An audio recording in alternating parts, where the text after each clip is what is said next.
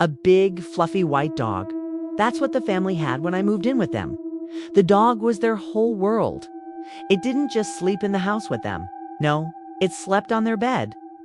I was moving in with them because I was getting married to their daughter. She was studying to become a teacher, and she was on her winter break. We were going to spend the holidays together. Her parents were nice enough to let me move in with them. Otherwise, I wouldn't have seen where the dog was sleeping every night. I had to cut a hole in the wardrobe and place a lock on the other side. On the other side was the wall, and it was hard work chiseling away at it. But eventually, I made a hole large enough to crawl through. All I had to do now was wait for my opportunity, because every night after everyone was asleep, I would hear loud thumps coming from downstairs and the dog growling.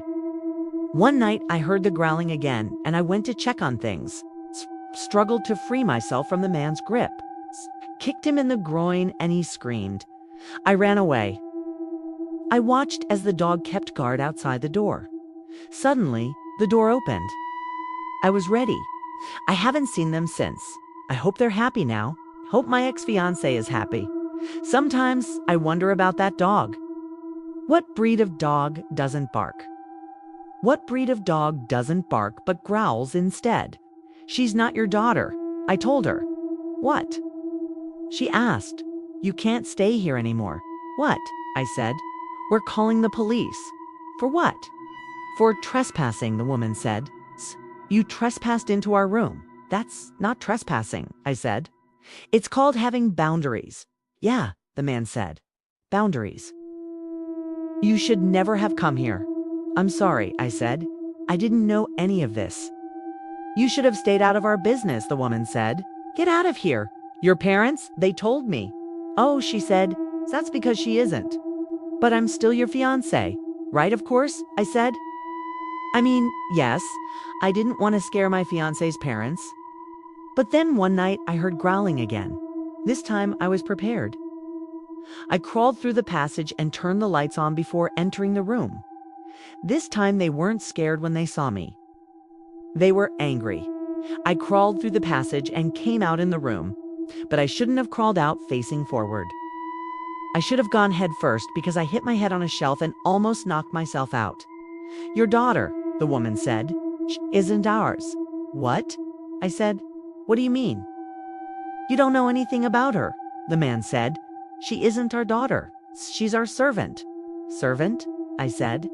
She's a teacher, I said. Well, she's not teaching anything, the man said. She's only here to keep us company. But I did manage to look around, and I could see the two people standing in front of me. Then I would see the silhouette of the dog against the light coming from under the front door. Oh, hi there, I said. Sorry to intrude, but I couldn't help it.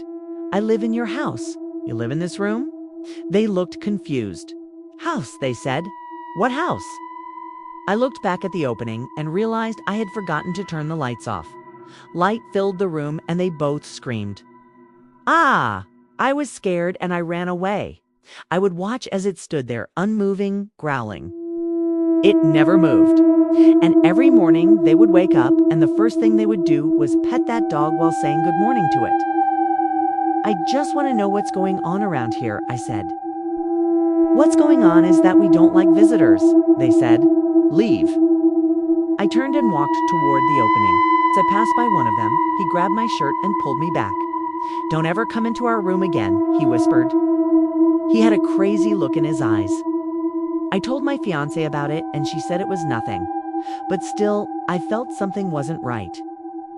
Why did the dog growl so much at night? The next morning, I told her parents about it and they said not to worry about it. But the funny thing was, even though they said not to worry about it, they never went to check. Instead, they got up and left. I was like, wait, I thought you weren't worried about it. They said, we're not worried, we're just scared. Then they started screaming. Not normal screams, but screams like they were possessed by demons. I got scared then. What the hell was going on here? What was in that room? Was it some kind of monster? And why did the dog protect them every night? I was like, good morning to you too, but no one answered me. My fiancée came into the room and saw me taking measurements. What are you doing? She asked. I lied and said I was making a drawing for her parents of the house. It wasn't true. I was actually measuring the door and the walls around it. I managed to get all the measurements down perfectly. So I took out my phone and started looking online for how to make a secret passage in a wall. I wanted to build one behind the wardrobe. I told my fiancé I was looking online for furniture, and I pretended to look at some sofas. Meanwhile, I was searching online for secret passages. But every morning when they said good morning to the dog, it answered them by wagging its tail. I thought it was weird, but it's their dog and they can do whatever they want. And when the growling stopped, the light would go out again. Then I made a plan. I wanted to find out what was behind that door. She left and I ordered all the supplies I needed. The next day, I installed the secret passage. It didn't take long. "Who are you?" they asked me. I didn't tell anyone that I had found this room. "You again," they said. "Why are you here?" Then the other one said, "You can't stay here anymore." "What are you talking about?" I asked. "But if you're her parents," I said, "then who's her real dad?" Neither of them answered me. I found my fiancé in the kitchen. Then her parents came into the room. "We've decided," the man said. Kay threw me out of the house.